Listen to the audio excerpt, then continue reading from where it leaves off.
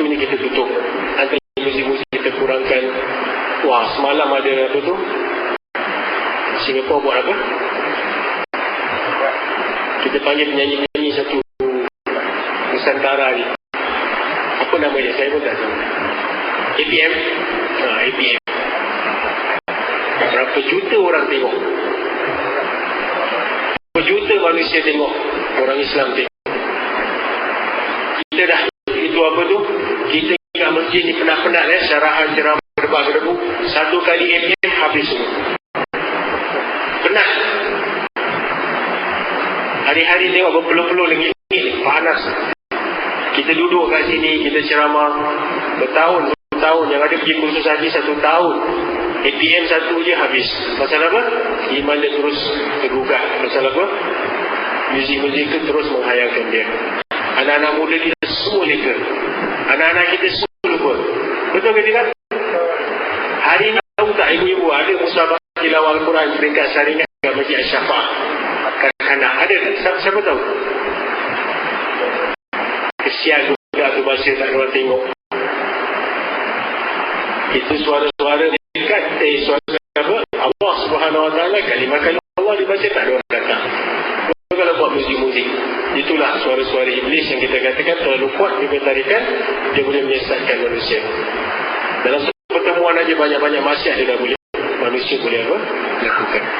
Jadi itu antaranya. Kemudian kita tengok lagi antara sebab tadi, kita kena melihara silaturahmi. Kalau tak nak setan masuk dalam rumah kita, kadang-kadang silaturahmi antara kita pun tak baik, antara keluarga kita pun tak baik, antara family member pun tak baik. Kadang-kadang kita putuskan hubungan antara keluarga kita. Jadi ini semua antara sebab-sebab setan tulis masuk rumah kita dan biasa mengakibatkan kita. Jadi kita kena jaga ni silaturahmi. Jangan putuskan silaturahmi. Tak masuk syurga kalau kita putuskan apa? Silaturahmi. Walaupun kita duduk kat masjid, kita sembahyang, kita ngaji, lekuk dari kita, bengkak kaki kita, tapi silaturahmi antara kita tidak baik, maka itu kita nak kena apa? Jaga. Maknanya syaitan ada kat kita, dia dalam diri kita. Kemudian antaranya kita kena jaga apa ni? Bakti kepada orang tua. Ini satu benda yang syaitan tak suka. Kalau kita boleh berbakti kepada orang tua kita, berapa ramai kita anak-anak yang berbakti kepada orang tua kita apabila mereka dah tua. Itulah masa-masanya nak uji kita, betul tak? Kadang-kadang orang tua tu meninggal dunia, dia tak ada yang tolong kita. Kita piara, orang tua tadi piara didik tang dia macam minyak yang penuh. Akhirnya bila dia dah dewasa, dia lupakan mak bapak. Sayangkan orang tua tu meninggal, tak ada yang tolong dengan kita. Minyak yang berlaku. Orang tua kalau banyak duit, siap. Habis meninggal, cari dulu. Berapa bahagian saya? Gaduh pasal dia lah. Satu setan lagi api-apikan. Lepas dia tinggal duit, gaduh pula adik-beradik. Ini aku, ni bahagian aku. Jadi berpanjangan kita bergaduh pasal apa tadi? Kita tak berbakti kepada orang tua, kesannya hanya Allah je yang tahu. Kita akan bergaduh terus kerana harta peninggalan tadi. Sampaikan orang tua tadi tak reda dengan anaknya, berlaku pula saman menyaman, betul tak? Anak saman mak, mak saman anak. Sampaikan orang tua tak reda dengan anak, dia tak nak kasih harta tu kepada anak tadi. Pernah berlaku tak?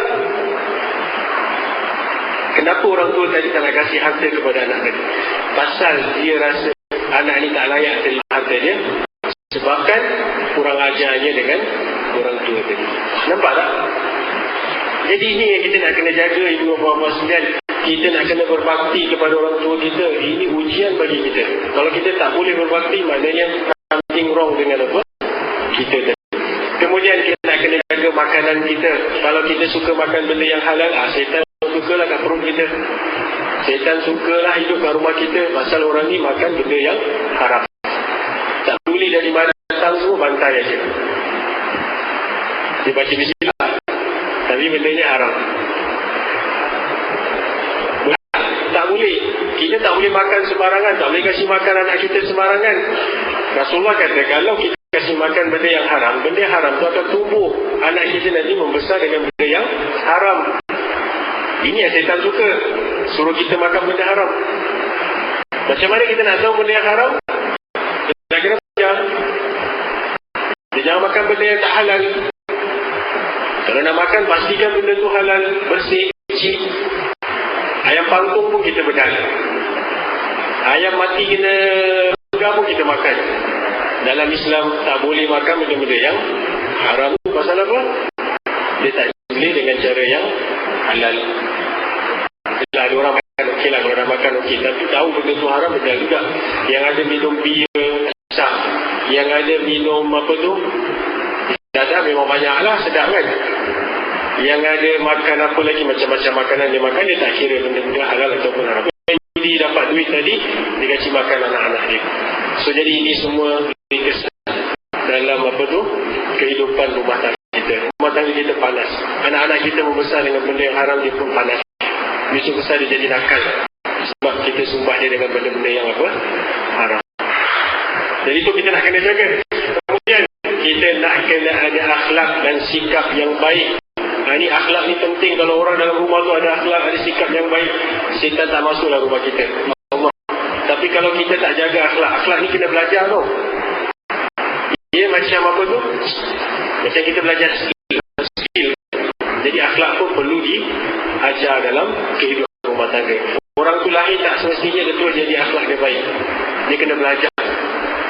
Kalau orang dulu dia ajar kita, jalan depan orang tua tunduk, betul tak?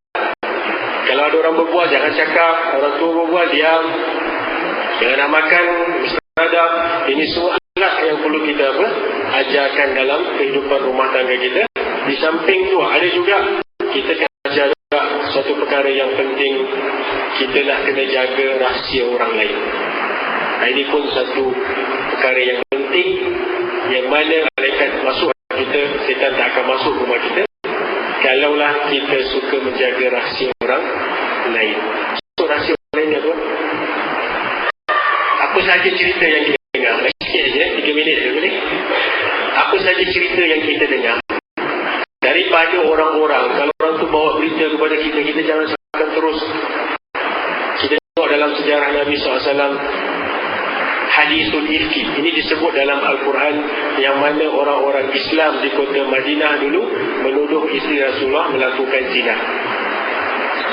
40 hari lamanya Rasulullah tak terima ayat Quran menyatakan isinya bersih daripada tuduhan tersebut. Rasulullah suffer kerana tuduhan-tuduhan tersebut. Cuba bayangkan dia punya fitnah tu dahsyat. Sebab itu dalam Al-Quran kata fitnah tu lebih berat daripada membunuh. Jadi kalau kita dengar lah orang tu buat jahat, orang tu buat ini, kita dengar inja akum fasikum binaba'in fatabayyanu. Sekiranya orang fasik datang kepada kamu sebarkan berita, kamu kena hati-hati, jangan sebarkan berita tu. Ini syaitan main peranan. Dia suruh apa? Ceritakan dengan orang, sebarkan cerita orang, burukkan orang. Dalam Al-Quran kata kalau kita tuduh orang melakukan zina, tak ada sebab, tak ada saksi, tak bawa 4 saksi, kita kena sebar. Jadi ini yang berlaku pada zaman Rasulullah. Sahabat-sahabat terbagi kepada beberapa golongan. Satu terikut dengan orang munafik yang menyebarkan berita menuduh isteri Rasulullah melakukan zina. Yang kedua, sahabat diam, tak mau cakap apa-apa. Mereka semua tak berani nak cakap apa-apa. Dan yang ketiga, kalau kita tengok Rasulullah merasa tertekan, stres. Pasal apa? Dia sebagai pendakwah, sebagai Nabi, sebagai Rasul, tetapi orang menuduh isteri dia melakukan apa? Perkara-perkara yang tak.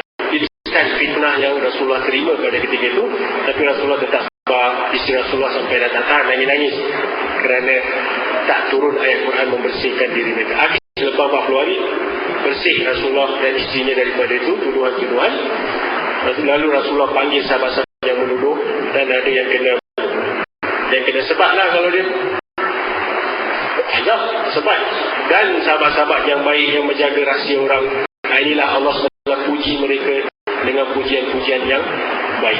Jadi ni kita nak kena jaga rahsia ini important. Allah mengatakan kalau seorang hamba tadi dapat menutup kesalahan orang, sedang saudaranya, keaiban saudaranya, maka Allah akan menutup keaibannya di dunia dan di akhirat. Jadi ini sebab fitnah, setan tadi akan menyebarkan fitnah melalui kita, dibisikkan kita suruh ceritakan kepada orang tentang keburukan orang lain. Ini akhlak yang penting yang saya rasa saya nak terangkan dekat sini, dan seterusnya ada lagi beberapa yang kita nak kena amalkan juga. Kehidupan harian kita nak kena sebarkan banyak-banyak salam dengan orang. Salam ni penting.